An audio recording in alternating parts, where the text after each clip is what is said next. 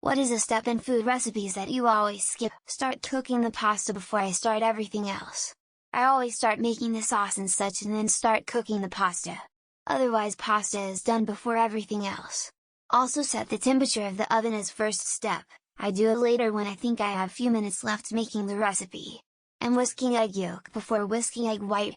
I do it the other way around, otherwise the egg white could get contaminated with the fatty parts of egg yolk and it won't get fluffy. I almost never add the herbs and spices the recipe calls for. I will use my own blend of herbs or spices and in my own preferred quantities as well. For example, I fucking hate dried basil. Tastes like dirt to me. So I use fresh and add it near the end of the cooking time instead of dried basil at the beginning. I usually use more fresh garlic than is called for. I hate dried oregano too. And I hate fresh parsley lamau. Not 100 like I wouldn't do this for gumbo, but if a soup recipe calls for adding flour as a thickener in the beginning, that recipe probably derives from a time when flour was the only available thickener. I'll skip that step and add a cornstarch slurry at the end.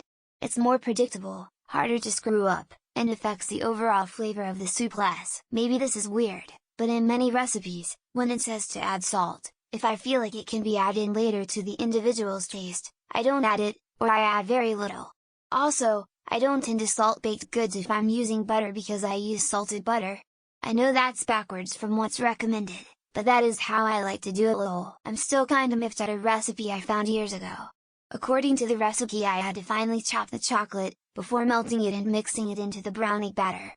No way am I spending time chopping, and getting a chopping board and knife dirty in order to chop up chocolate I'm then gonna melt anyway. If you tell me to mince garlic, I'm going to ignore it.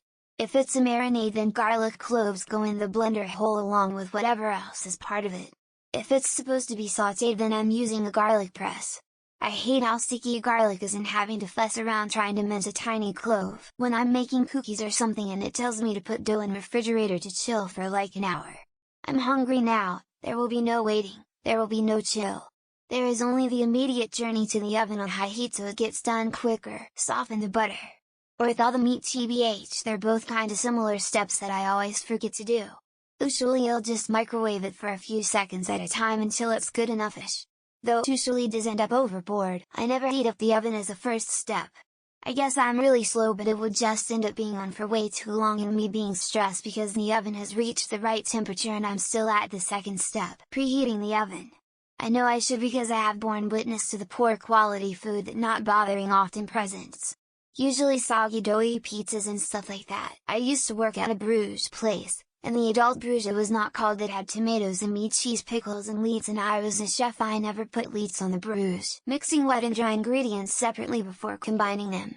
They're all going to be friends eventually, so I just expedite the process and use fewer dishes. Mixing the dry ingredients in a separate bowl before adding to wet. I put the wet ingredients in, mix, toss in the dry and mix again. Never had an issue. I only sift flour if I feel it needs it, rarely does. LOL. This drives some purists nuts, but it honestly hasn't affected anything I baked. Cumin. I don't care for it. Anything with more spices than just salt and pepper will inevitably ask for cumin.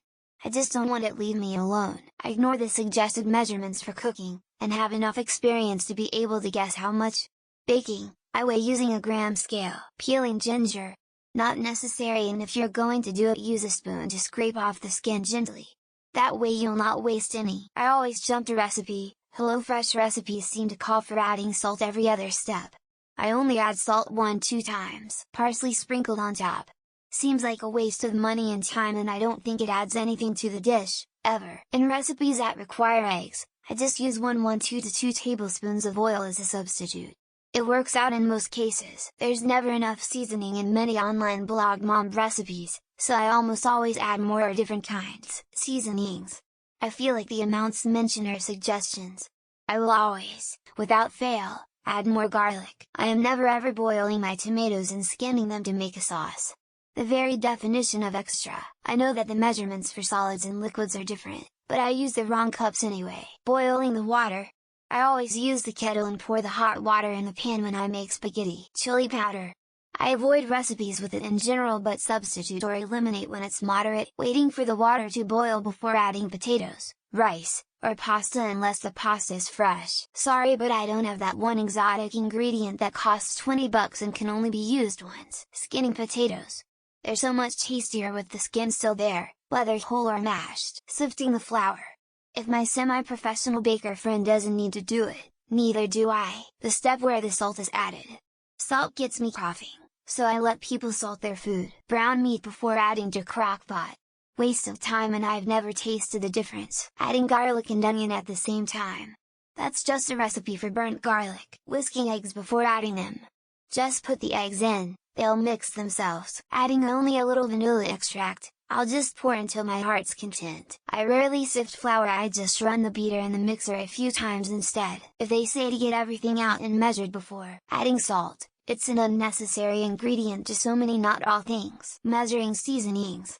My ancestors will tell me when it is enough. Adding cilantro or garnish with cilantro. Might as well add soap. Measurements, I just eyeballing and trusted my intuition. Lol. Only adding 1-2 cloves of garlic. There is no limits to this. Preheat the oven. Am making a damn pizza. It will be fine. Rinse your beans, I always skip and probably shouldn't.